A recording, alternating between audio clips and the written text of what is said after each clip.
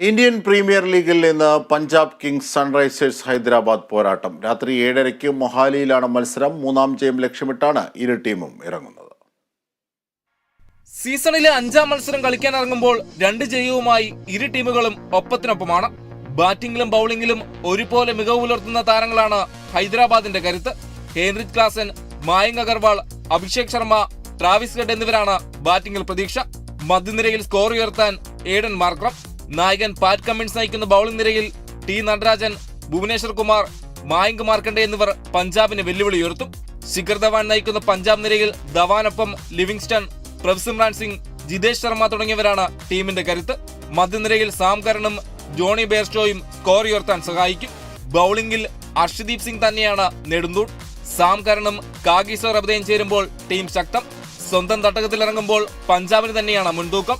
എന്നാൽ പേസിനെ തുണയ്ക്കുന്ന മൊഹാലിയിലെ പിച്ചിൽ തന്ത്രങ്ങൾ ഫലം കാണുമെന്ന പ്രതീക്ഷയിലാണ് Sunrisers. IPL desk, Kerala vision news.